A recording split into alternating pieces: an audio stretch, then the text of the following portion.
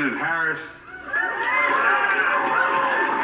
Speaker Pelosi, Leader Schumer, Leader McConnell, Vice President Pence, and my distinguished guests, my fellow Americans. This is America's day. This is democracy's day. A day of history and hope, of renewal and resolve. Through a crucible for the ages, America has been tested anew, and America has risen to the challenge. Today, we celebrate the triumph not of a candidate, but of a cause, the cause of democracy. The people, the will of the people has been heard, and the will of the people has been heeded. We've learned again that democracy is precious, democracy is fragile, and at this hour, my friends, democracy has prevailed. So now, on this hallowed ground where just a few days ago, violence sought to shake the Capitol's very foundation, we come together as one nation, under God, indivisible, to carry out the peaceful transfer of power as we have for more than 2 centuries.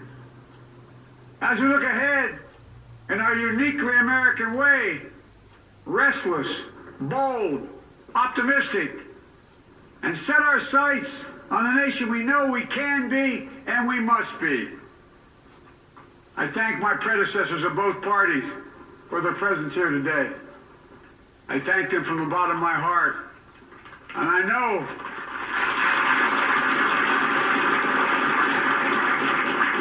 the resilience of our Constitution and the strength of our nation, as does President Carter, who I spoke with last night, who cannot be with us today, but whom we salute for his lifetime in service. I've just taken the sacred oath each of those patriots have taken. The oath first sworn by George Washington. But the American story depends not on any one of us, not on some of us, but on all of us, on we the people who seek a more perfect union. This is a great nation. We're good people. And over the centuries, through storm and strife, in peace and in war, we've come so far, but we still have far to go. We'll press forward with speed and urgency, for we have much to do in this winter of peril and significant possibilities. Much to repair, much to restore, much to heal, much to build, and much to gain. Few people in our nation's history have been more challenged or found a time more challenging or difficult than the time we're in now. Once-in-a-century virus that silently stalks the country has taken as many lives in 1 year as America lost in all of World War II. Millions of jobs have been lost. Hundreds of thousands of businesses closed. A cry for racial justice, some 400 years in the making, moves us. The dream of justice for all will be deferred no longer. The cry for survival comes from the planet itself. A cry that can't be any more desperate or any more clear. And now, a rise of political extremism, white supremacy, domestic terrorism, that we must confront and we will defeat. To overcome these challenges, to restore the soul and secure the future of America, requires so much more than words. It requires the most elusive of all things in a democracy: unity. Unity. In another January, on New Year's Day in 1863, Abraham Lincoln signed the Emancipation Proclamation. When he put pen to paper, the president said, and I quote, "If my name ever goes down into history It'll be for this act, and my whole soul is in it. My whole soul is in it. Today, on this January day, my whole soul is in this. Bringing America together, uniting our people, uniting our nation. And I ask every American to join me in this cause.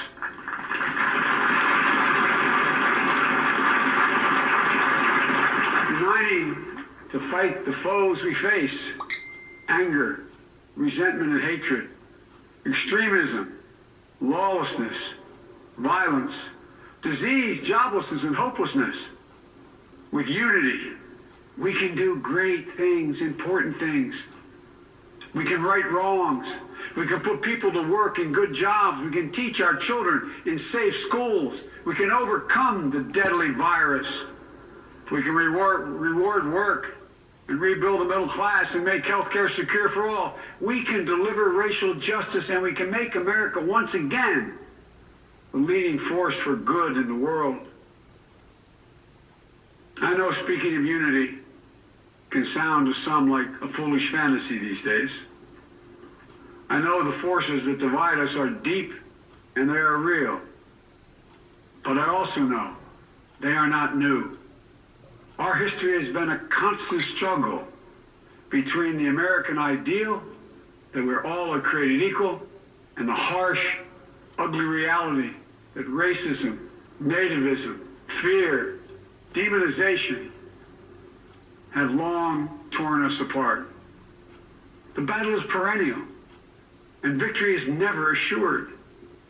Through Civil War, the Great Depression, World War, 9/11, through struggle, sacrifice, and setbacks, our better angels have always prevailed. In each of these moments, enough of us have come together to carry all of us forward. And we can do that now. History, faith, and reason show the way of unity. We can see each other not as adversaries, but as neighbors. We can treat each other with dignity and respect. We can join forces, stop the shouting, and lower the temperature. For without unity, there is no peace, only bitterness and fury. No progress, only exhausting outrage. No nation, only a state of chaos. This is our historic moment of crisis and challenge. And unity is the path forward. And we must meet this moment as the United States of America. If we do that, I guarantee you we will not fail. We have never, ever, ever, ever failed in America when we've acted together. And so today, at this time, in this place, let's start afresh, all of us. Let's begin to listen to one another again, hear one another, see one another, show respect to one another. Politics doesn't have to be a raging fire, destroying everything in its path. Every disagreement doesn't have to be a cause for total war.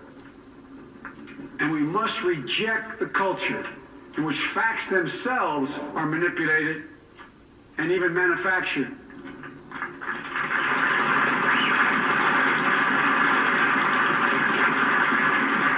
My fellow Americans, we have to be different than this. America has to be better than this. And I believe America is so much better than this. Just look around. Here we stand in the shadow of the Capitol Dome, as was mentioned earlier, completed amid the Civil War, when the Union itself was literally hanging in the balance. Yet we endured.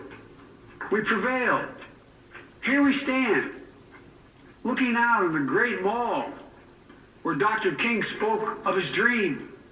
Here we stand where 108 years ago, at another inaugural, thousands of protesters tried to block brave women marching for the right to vote.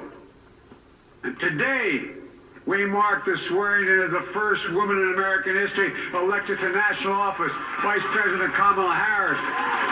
Don't tell me things can't change. Here here we stand, across the Potomac from Arlington Cemetery, where heroes who gave the last full measure of devotion rest in eternal peace. And here we stand, just days after a riotous mob thought they could use violence to silence the will of the people, to stop the work of our democracy, to drive us from this sacred ground. It did not happen. It will never happen. Not today, not tomorrow, not ever. Not ever.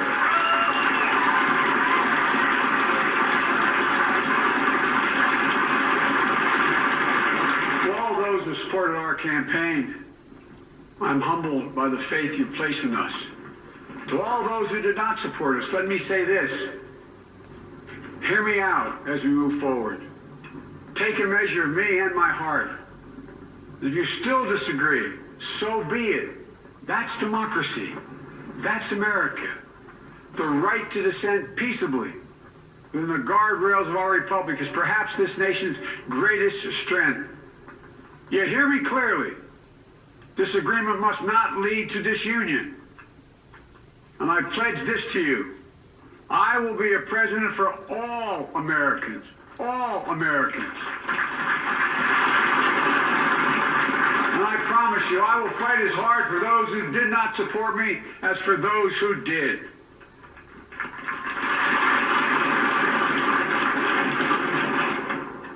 Many centuries ago, St. Augustine, a saint of my church, wrote that a people was a multitude defined by the common objects of their love. Defined by the common objects of their love.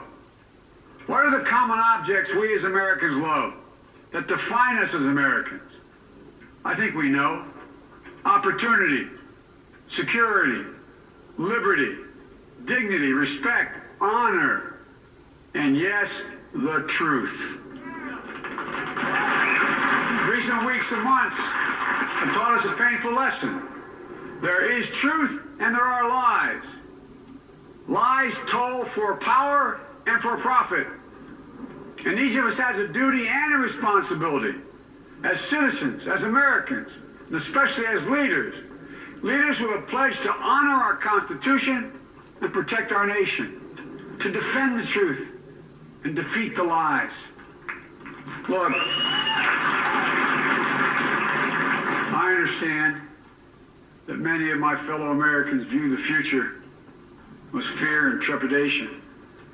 I understand they worry about their jobs. I understand, like my dad, they lay in bed at night, staring at the ceiling, wondering, can I keep my health care? Can I pay my mortgage? Thinking about their families, about what comes next. I promise you, I get it.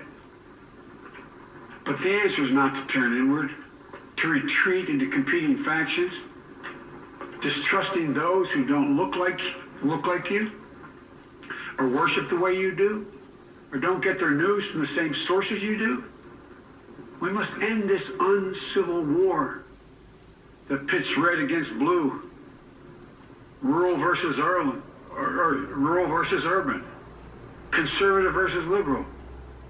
We can do this if we open our souls instead of hardening our hearts, if we show a little tolerance and humility, and if we're willing to stand in the other person's shoes, as my mom would say, just for a moment, stand in their shoes. Because here's the thing about life. There's no accounting for what fate will deal you. Some days, when you need a hand.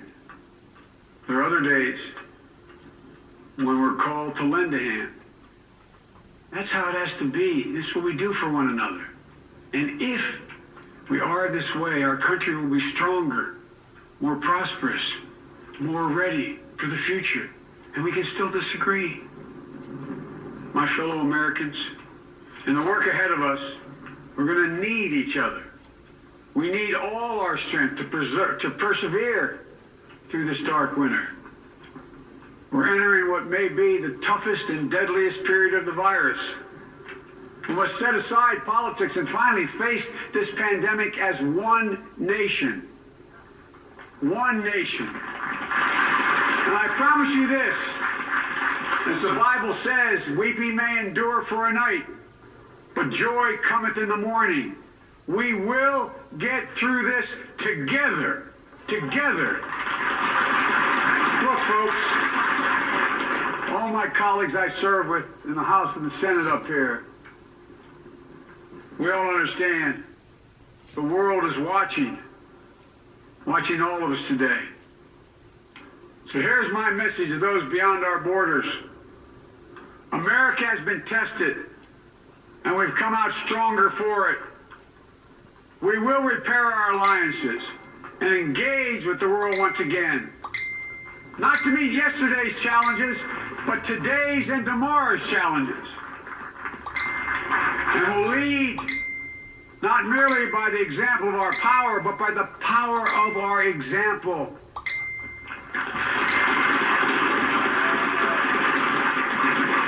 We'll be a strong and trusted partner for peace, progress, and security.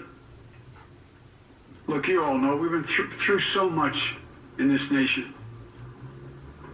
And my first act as president, I'd like to ask you to join me in a moment of silent prayer.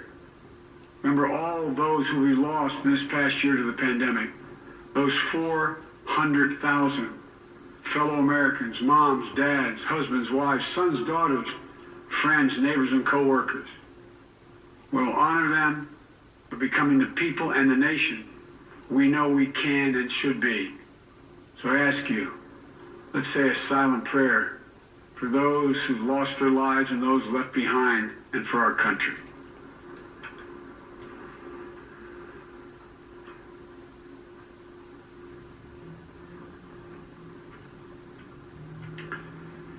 Amen.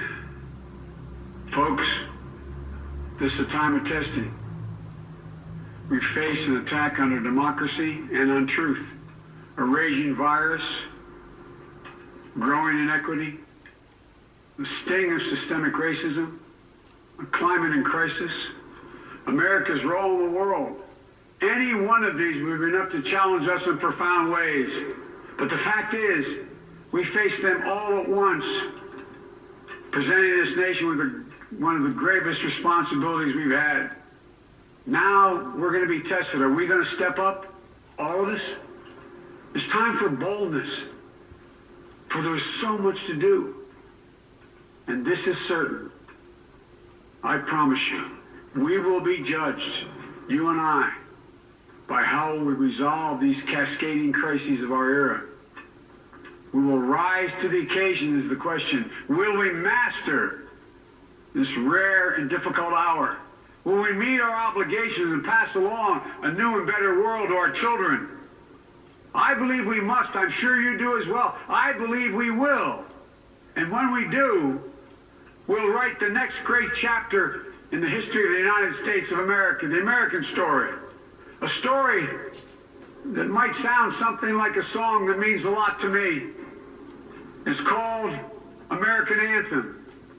There's one verse that stands out, at least for me, and it goes like this. The work and prayers of century have brought us to this day. What shall be our legacy? What will our children say? Let me know in my heart when my days are through. America, America, I gave my best to you. Let's us add our own work and prayers to the unfolding story of our great nation. If we do this, then when our days are through, our children and our children's children will say of us, they gave their best, they did their duty, they healed a broken land. My fellow Americans, I close the day where I began, with the sacred oath. Before God and all of you, I give you my word. I will always level with you. I will defend the Constitution. I'll defend our democracy. I'll defend America. And will give all of you, keep everything I do in your service, thinking not of power, but of possibilities, not of personal interest, but the public good. And together we shall write an American story of hope, not fear, of unity, not division, of light, not darkness, a story of decency and dignity, love and healing, greatness and goodness. May this be the story that guides us, the story that inspires us, and the story that tells ages yet to come that we answered the call of history. We met the moment. Democracy and hope, truth and justice did not die in our watch but thrived. That America secured liberty at home and stood once again as a beacon to the world. That is what we owe our forebears, one another, and generation to follow. So, with purpose and resolve, we turn to those tasks of our time, sustained by faith, driven by conviction, and devoted to one another and the country we love with all our hearts. May God bless America, and may God protect our troops. Thank you, America.